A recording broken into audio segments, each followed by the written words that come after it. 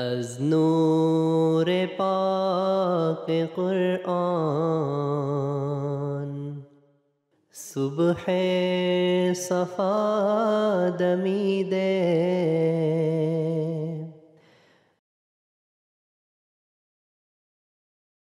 Assalamualaikum warahmatullahi wabarakatuh. Pemirsa MTA dimanapun Anda berada, senang sekali kita dapat berjumpa dalam program Lafaz Al-Masih, yang mana dalam program ini kita akan mengupas kitab Malfuzat yang merupakan kitab daripada pendiri Jemaat Ahmadiyah, yakni Hadrat Mirza Ghulam Ahmad alaihissalam, Imam Mahdi, dan Masih Maud alaihissalam.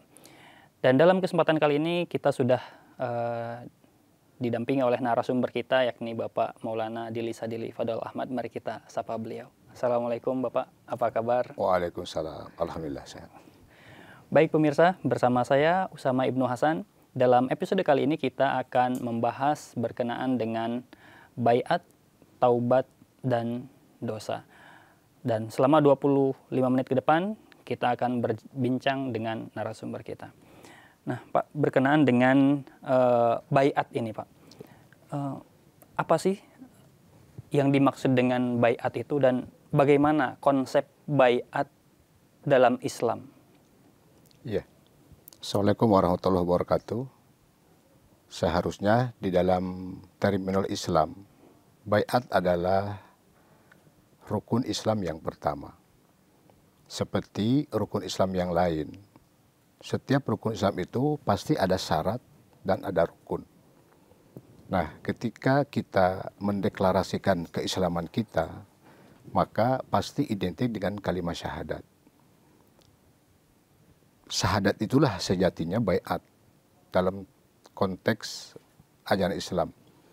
Cuman hari ini itu yang harus kita pertanyakan kepada umat Islam. Ketika ditanya baiat, seolah-olah mereka tidak pernah mengenalnya. Padahal jelas di dalam Al-Qur'anul Karim, surah Al-Fat misalnya ayat ke-10, Allah berfirman, A'udzubillahi minasyaitonirrajim. Innalladzina yubayyi'unaka innama yubayyi'unallah yadullah fawqa aydihim. Sesungguhnya orang-orang yang baiat kepada engkau Muhammad, sejatinya dia adalah baiat kepada Allah. Yadullah fawqa aydihim. Nah, ayat ini sejatinya adalah ketika Rasulullah mengambil baiat dari Hadrat Abu Bakar Siddiq radhiyallahu anhu. Rasulullah bersalaman dengan Hadrat Abu Bakar. Ketika Hadrat Abu Bakar bertanya kepada Rasulullah, apakah engkau seorang utusan Tuhan? Rasulullah memberikan penjelasan panjang. Hadrat Abu Bakar mengatakan, saya tidak butuh penjelasan, saya hanya ingin kepastian apakah engkau seorang utusan Tuhan? Maka Rasul mengatakan, iya. Mata yadaka, kata beliau, ulurkan tanganmu, aku akan baiat di tangan kau. Nah, Allah abadikan ini. Innalladzina yubayyi'unaka innama yubayyi'unallah yadullah fawqa aydihim. Jadi baiat, ritual baiat itu sejatinya adalah ajaran Islam. Harus menjadi ajaran Islam yang tidak boleh terkurangi sedikit pun. Tetapi hari ini kita tidak pernah menyaksikan itu. Kalau kita tanya kenapa ente Islam, pasti jawabannya Islam. Kenapa Anda Islam? Jawaban paling mudahnya adalah karena ibu bapaknya Islam. Jadi bisa kita simpulkan bahwa orang Islam hari ini kebanyakanlah Islam turunan. Harusnya Islam itu adalah tuntunan. Dan ritual pertamanya adalah baiat. Asal katanya kan bai'a yubai'u bai'atan. Artinya menjual. Kalau konteks syariat, baiat itu sumpah janji setia terhadap Allah Subhanahu wa taala dan Rasulullah sallallahu alaihi wasallam. Nah, diungkap dalam kalimat asyhadu alla ilaha illallahu wa asyhadu anna Muhammadan abduhu wa rasuluh. Nah, tentu tadi baiat ini harus ada syarat dan ada rukun. Di syarat baiat itu kan ada orang yang menyatakan diri, menjual. Kalau ada transaksi jual, pasti ada yang membeli. Nah, yang membeli siapa? Tentunya Allah. Melalui Nabi Muhammad SAW. Makanya ikrar pertama itu jabat tangan. Yeah. Bahkan di syariat yang lain, di dalam fikih dijelaskan ketika kita akan membeli sesuatu, itu mesti ada akad, ada ikrar. Apakah Anda setuju dengan yang saya jual? Oke, saya setuju. Ketika ada transaksi, ada akad, yang menjual setuju, yang membeli juga setuju, sah. Tidak ada tidak bisa ada komplain selanjutnya. Nah, Allah Ta'ala ingin mengetahui sejauh mana kecintaan dan kesetiaan orang Islam terhadap Allah dan Rasulnya. Maka ungkapan baiat ini menjadi sesuatu yang sangat urgen. Bahkan di dalam hadis kan Nabi pernah mengatakan, Rasul bersabda, man mata laisa fi unukihi baiatan, qad mata maitatan jahiliyah. Jadi orang yang tidak terkalungkan baiat di punduknya, dicap oleh Nabi matinya mati jahiliyah. Karena naudzubillah summa naudzubillah. Jadi kesimpulannya bahwa baiat itu adalah ajaran Islam yang hari ini memang sudah tidak dikenal. Maka kesimpulan kita, kenapa Imam Mahdi harus datang? Untuk memberikan penjelasan ulang, mereformasi kembali ajaran-ajaran yang sudah menghilang dari umat Islam saat ini. Seperti itu. Ya. Nah, menarik Pak. Tadi kan dikatakan bahwa di masa sekarang ini istilah baiat itu sepertinya asing gitu di kalangan umat Islam. Sepertinya firqah kayak gimana gitu ya. Ada prosesi baiat, pengambilan baiat sepertinya seperti itu. Nah, mengapa umat Islam itu perlu berbaiat dan apa sebetulnya urgensinya? Mereka merasa mungkin tenang-tenang aja saya baiat, saya melakukan kebaikan kok, nggak perlu saya nurut sama siapapun. Mungkin mereka merasa baik-baik saja tanpa harus baiat gitu. Yeah. Tapi apa sebetulnya urgensinya Pak dengan baiat itu? Yeah. Jadi begini, baiat itu ungkapan pertama dari sebuah kesetiaan kita terhadap Allah Subhanahu wa Ta'ala. Kalau diurai secara kepanjangan kan Hadrat Muhammad SAW dalam beberapa sabdanya mengatakan bahwasanya keadaan umat Islam saat ini sudah jauh dari apa yang Allah inginkan. Maka untuk mengetahui sejauh mana kecintaan dan kesetiaan, maka tentu dalam konteks manusia saja, ketika kita akan mengetahui, kita akan merekrutmen sebuah karyawan di sebuah perusahaan. Maka seorang karyawan perlu diuji terlebih dahulu. Track record dia itu. Fit and proper test istilahnya gitu. Harus dikasih tahu dulu. Seberapa jauh dia punya komitmen. Seberapa jauh dia punya etos kerja.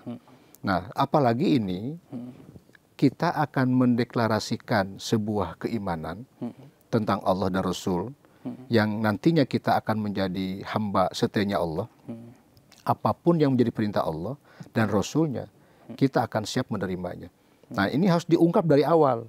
Jadi ketika kita mengatakan asyhadu, aku bersaksi, tidak ada Tuhan selain Allah, artinya apa? Tidak akan berpaling dari sembahan lain selain kepada Allah Subhanahu wa Ta'ala. Nah, Islam menjadi sesuatu yang sangat penting ketika ini dilakukan. Maka kenapa hari ini kualitas umat Islam itu sangat-sangat menurun? Karena memang tidak ada ikrar dari pertama, dari awal tidak ada ikrar. Padahal mereka mengatakan al-imanu itu tasdiqu bil qalbi, yakin di dalam hati, wal qaulu bil lisan, diucapan dalam kata-kata, wal amru bil arkan, diamalkan dalam kenyataan. Nah, ucapan ini, asyhadu ini tidak bisa diucapkan di sembarangan orang, maka tadi ada syarat. Yang menerima baiat kita ini, tentu karena kita menjual kepada Allah, kita pun harus mengikrarkan diri kepada Allah. Nah, Allah Subhanahu wa Ta'ala telah mewujudkan wujudnya ini dalam tajalli kepada Rasulnya. Maka setiap Nabi datang di muka bumi ini sebagai tajalliyat ilahiyah, kita akan menjual diri kepada Allah melalui utusan Tuhan. Maka saat sahabat dulu berbaiat kepada Salam, itu semuanya berjabat tangan di tangan beliau. Saya bersumpah janji setia kepada Allah melalui Hadrat Salam. Apapun perintahnya, apapun larangannya, itu akan menjadi komitmen dalam keimanannya. Itu kepentingannya. Kenapa? Ini menyangkut kualitas dan kemenangan Islam di kemudian hari. Tanpa ada ikrar ini, ya tadi hari ini kita saksikan umat hanya tinggal sebuah nama yang tidak ada ruh di dalamnya. Karena dari awal, begitu dia lahir, sudah otomatis jadi Islam. Tidak pernah mengungkapkan apa-apa, tidak pernah berjanji apa-apa, tidak pernah berkomitmen apa-apa. Maka ketika Tuhan tanya, kenapa kamu tidak menyembah aku? Saya kan tidak berkomitmen. Karena baiat itu kan komitmen kita kepada Tuhan. Jadi ketika nanti Allah perintahkan A, B, C, D, Allah akan bertanya, dulu kamu komitmennya apa? Dari awal. Itu sebenarnya baiat. Kenapa menjadi penting di dalam kehidupan umat Islam utamanya gitu ya. Iya. Karena itu Allah ingin mengetahui seberapa jauh komitmen kita dengan iman yang kita ikrarkan kepadanya. Seperti itu. Iya. Jadi untuk masuk perusahaan saja kita harus ditanya dulu Iya. ya, ada interview, Iya, ada harus interview. menyatakan ketersediaan, loyalitas kepada, apalagi ini menyangkut kerohanian kita pun Iya. harus Iya. dalam berjual beli, yakni baiat maksudnya, kita pun harus mengungkapkan dengan ikrar baiat tadi gitu Pak ya. Baik. Nah lalu Pak, bagaimana sebetulnya pandangan daripada Hadrat Masih Maud alaihissalatu wassalam berkenaan dengan baiat itu sendiri Pak? Iya. Beliau bersabda di dalam kitab Malfuzat ini bahwasanya baiat diambil dari kata baya'a yubayu bayatan, artinya menjual. Harfiahnya menjual. Tetapi secara syariat baiat itu adalah sumpah setia. Maka kata beliau, jadi baiat itu harus dipahami nilainya. Karena ketika orang-orang menilai sesuatu benda, biasanya itu dinilai dari harga benda itu. Misalnya beliau katakan ketika orang punya rupi, punya kori, pecahan terkecil di rupi itu orang hanya simpan biasanya di mana saja gitu. Kenapa? Karena memang nilainya tidak seberapa. Punya kayu, mungkin punya singkong atau punya apa gitu yang tidak ada nilainya, maka pasti tempat menyimpannya pun di mana saja. Kenapa? Kalaupun hilang, tidak akan merugikan banyak. Berbeda dengan kekayaan seperti berlian, misalnya emas, uang yang bermiliar-miliar, itu pasti ditempatkan di suatu tempat yang spesial karena nilainya itu. Nah, beliau mengatakan selama kita tidak memahami makna dari baiat kita ini, maka kita akan mendudukan posisi baiat seperti tadi kalian mendudukan uang kori yang disimpan di mana saja. Nah, saya berharap baiat hakikinya adalah taubat. Itu. Taubat itu artinya apa? Dalam Al-Quran itu rujuk kembali kepada Allah Subhanahu wa taala. Kenapa kita harus baiat? Karena manusia sejatinya adalah diciptakan oleh Allah Subhanahu wa taala dalam keadaan banyak sekali kelemahan dan kekurangan. Jadi kita ini beliau katakan seperti kita punya dosa. Dosa ini seperti tanah air.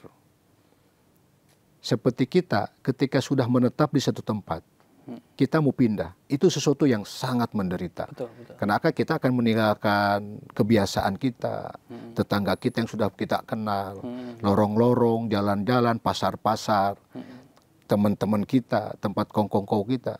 Nah itu ketika kita harus pindah, itu sesuatu yang sangat-sangat berat.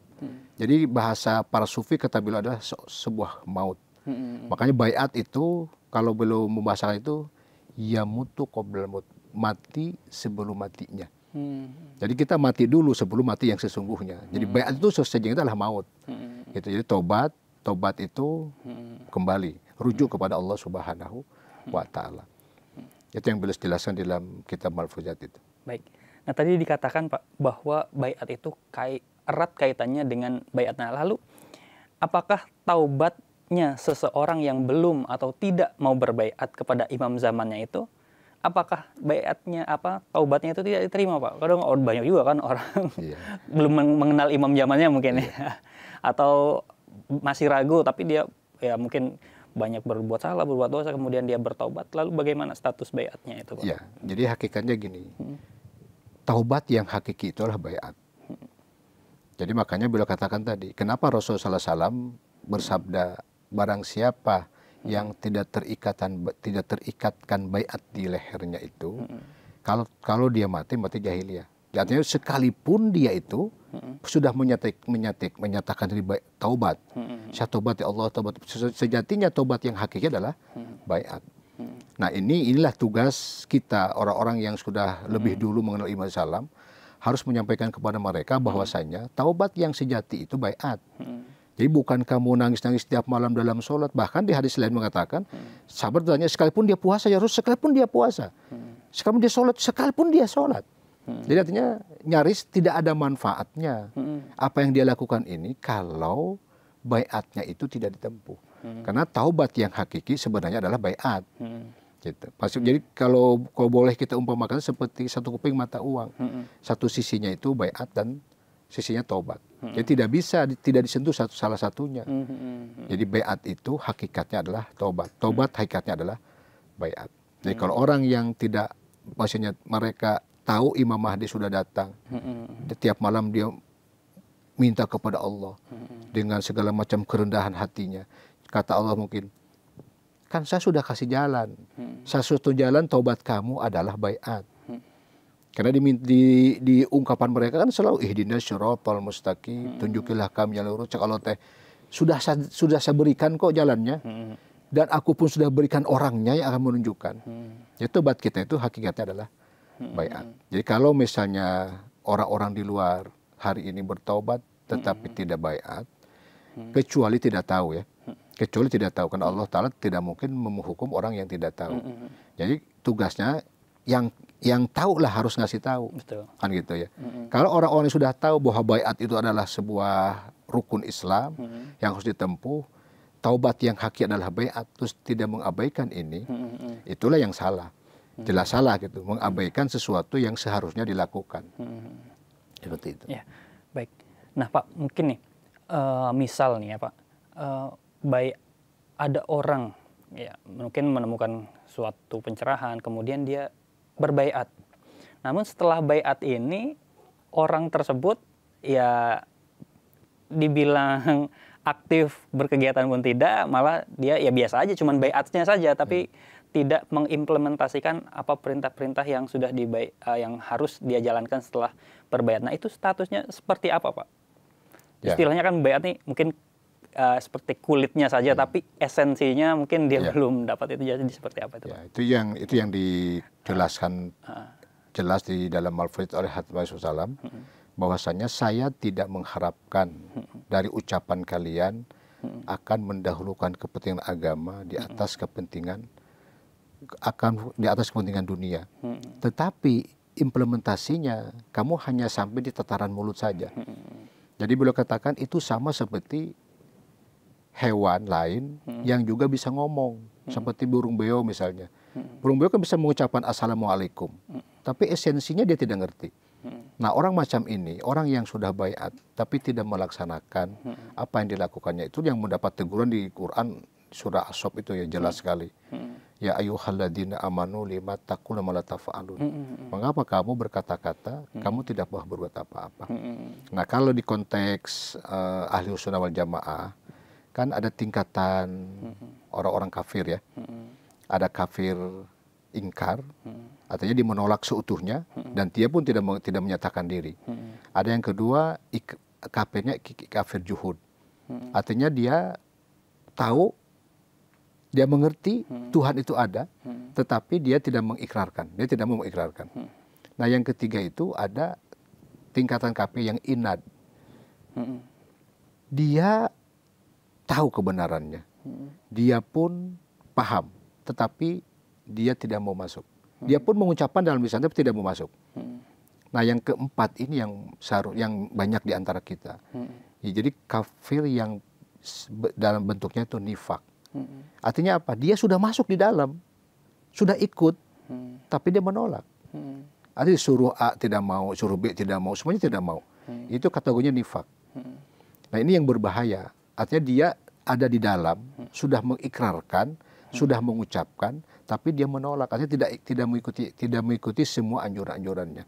Oleh bahasa Rasulullah SAW, ini seperti telur yang sudah dibuang, dipisahkan kuning dan putihnya, hanya tinggal kulitnya.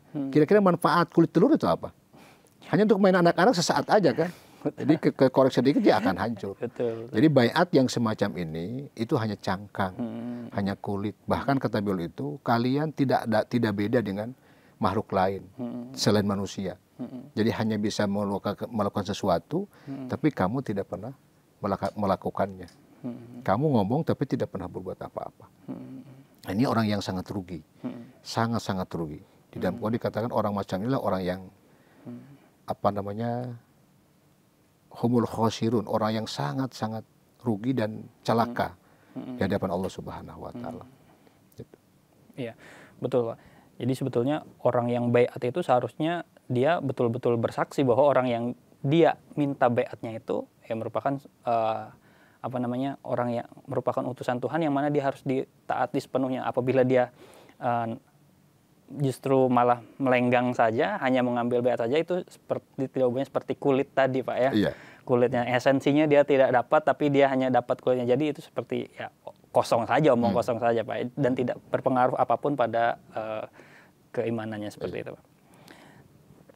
Baik Pak, nah tadi dikatakan bahwa seseorang yang sudah taubat itu kan, apalagi taubat nasuha Pak ya, itu dia berjanji tidak akan melakukan kesalahan yang serupa lagi. Namun karena mungkin manusia ya Pak, tempatnya salah, tempatnya melakukan kelemahan, dia terjatuh lagi gitu. Mungkin setelah mengambil baiat dia aktif, misalkan berbuat melakukan kebaikan-kebaikan, kemudian ternyata karena kehilafannya dia tergelincir lagi Pak.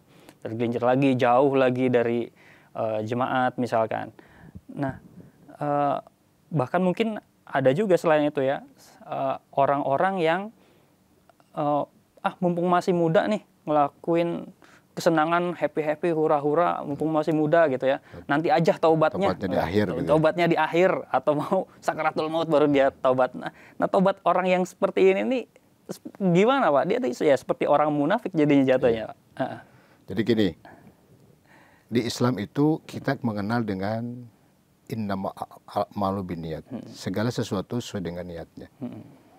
Jadi orang yang tadi mengatakan saya mumpung masih muda, saya akan melakukan apa saja sekehendak saya, karena nanti menjelang tua saya akan taubat.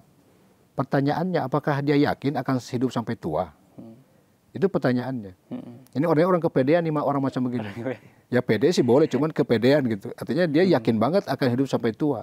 Nah kalau sementara dia melaksanakan kesalahan terus dia mati, kan gitu. Maka oleh karenanya Allah Ta'ala itu mengatakan kepada kita, wal tandur nafsum ma qaddamat ligot. Selalulah kamu awasi dalam setiap kehidupan kamu. Tidak bisa. Itu kan tergantung niat, dan niatnya sudah jelas salah. Seperti di konteks hukum positif kita, negara kita nih. Ketika orang membunuh karena sesuatu insiden, tiba-tiba dirampok misalnya, kita melawan mati. Itu pasalnya beda dengan yang kita bermasalah dengan tetangga, kesal, kita niatkan. Kalau dia bunuh. Jadi itu ada niatan berencana membunuhnya. Pasalnya juga berbeda. Artinya itu manusia saja ketika ada niat merencanakan sesuatu. Ini kan sudah direncanakan. Jelas direncanakan, saya mau nanti taubatnya nanti kalau sudah tua. Sekarang mau saya puas-puasin aja kalau saya matikan sekarang gimana? Ini yang begini itu jelas-jelas salah. Artinya taubat itu harus dilakukan kapan kita punya kesalahan, bertaubatlah. Dan Allah pun memberikan sebuah harapan yang sangat luar biasa, di mana Allah berfirman kan, wala taqnatu min rahmatillah. Jangan kau putus asa dengan rahmatnya Allah. Jika kamu punya kesalahan seluas langit dan bumi, Allah lebih luas lagi pemaafannya. Allah sangat pemaaf. Allah Maha Pemaaf atas segala kesalahan kita. Tapi tadi harus dilakukan dengan sungguh-sungguh. Niat kita memang akan selalu konsisten dengan apa yang menjadi perintah Allah Subhanahu wa Ta'ala. Tetapi perjalanan kehidupan tentu naik turun ya. Seperti suatu saat Rasulullah SAW dengan sahabat kan sedang berkumpul. Tiba-tiba Rasul memberikan sebuah nasihat yang pada saat itu sahabat hampir seluruhnya menangis. Mereka mengatakan, ya Rasul, ketika saya mendengar engkau menasihati kami saat ini, nyaris sebenarnya kami ingin mati hari ini. Supaya apa? Supaya kami tidak melakukan dosa lagi. Jadi artinya ketika kita dinasihati di masjid, biasa kan gitu ya, berdiri Roma itu, kenapa saking semangatnya. Begitu keluar masjid, rontok lagi semangatnya.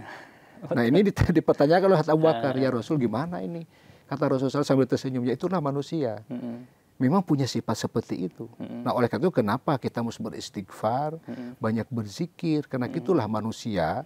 Kadang-kadang baru hari ini dikasih tahu, nanti besok sudah lupa. Hari ini semangat luar biasa, besoknya sudah luntur semangatnya. Nah dengan istighfar dan zikir itulah sejatinya yang mainten kita untuk tetap konsisten dengan tobat kita kepada Allah Subhanahu wa Ta'ala. Insya Allah ketika orang punya kesadaran bertobat seperti tobatnya kalau kan tobat nasuha, tobat yang sesungguhnya, dia seperti orang yang dilahirkan kembali, seperti orok lagi gitu. Kalau dia mati saat itu, dia dalam keadaan clear, bersih dari dosanya. Baik Pak, mungkin waktu yang membatasi kita. Ini menarik sekali pembahasannya, mungkin nanti kita bisa lanjutkan kembali ya. Pemirsa MTA ya, baiat tadi sudah panjang lebar dibahas oleh narasumber kita, yang mana bahwasanya baiat ini merupakan jual beli kita dengan Allah Subhanahu wa taala, dan dalam perjalanannya kita pun harus tentu teguh dalam memegang janji-janji baiat yang kita ikrarkan kepada imam zaman kita. Nah, pemirsa MTA, mungkin demikian pembahasan kita berkenaan dengan baiat taubat, dan mungkin kita akan lanjutkan kembali materi ini dengan narasumber kita. Ya, mungkin sampai di sini perjumpaan kita pada episode kali ini. Wa akhiru da'wana alhamdulillahirabbil alamin. Assalamualaikum warahmatullahi wabarakatuh. Waalaikumsalam.